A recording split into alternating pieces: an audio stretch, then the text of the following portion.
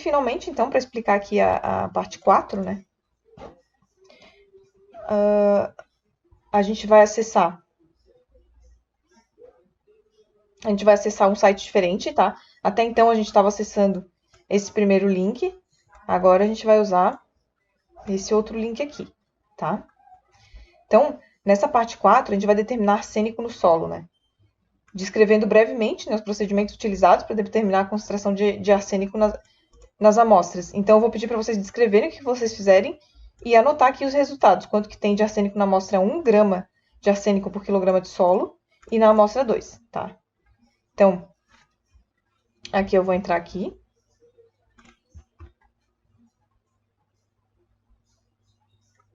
Então, aqui tá em inglês, tá, gente? Mas é por isso que eu tô aqui para explicar para vocês. Então, esse é o problema, tá?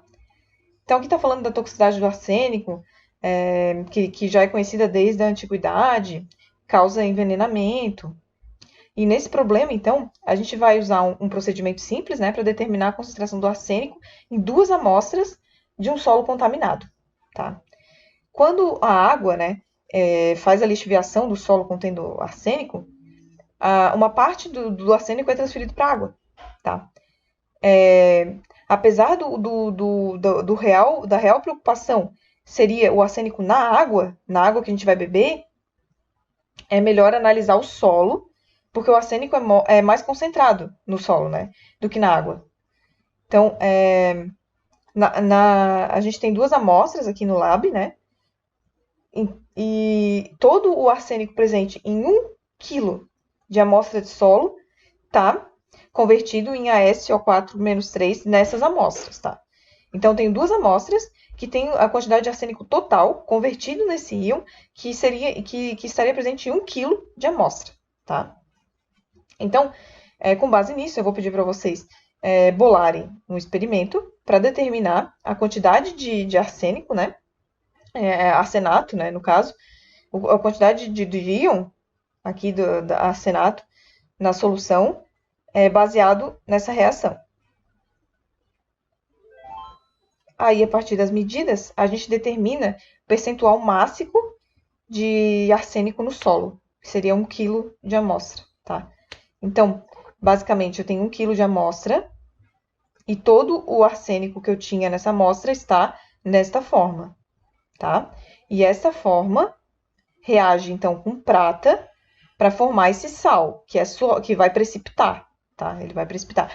Então, você tem que fazer um experimento de forma a conseguir calcular quanto que eu tenho de arsênico no solo.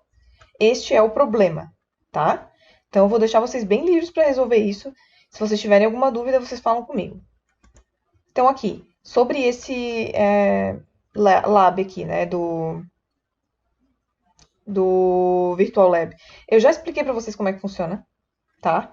Eu já expliquei isso nas aulas de operações unitárias e processos, que a gente fez outra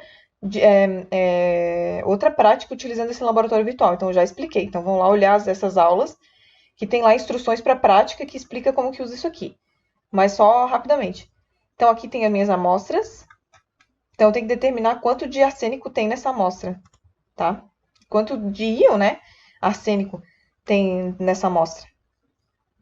De íon, do íon do arsênico com oxigênio, né? Então, quanto que tem nessa amostra? Então, basicamente, a gente vai ter que descobrir um jeito de auferir isso. Lembrando que a gente vai usar o que aqui? Precipitação.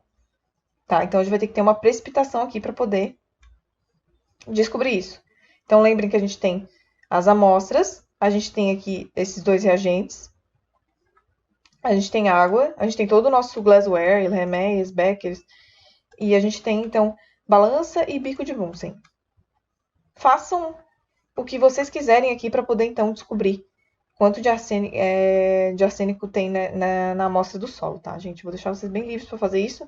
E se vocês tiverem dúvidas de como usar essa ferramenta, assistam ao vídeo lá na aula de processos e operações unitárias. Certo, gente? Qualquer outra dúvida, então, vocês sempre podem falar comigo.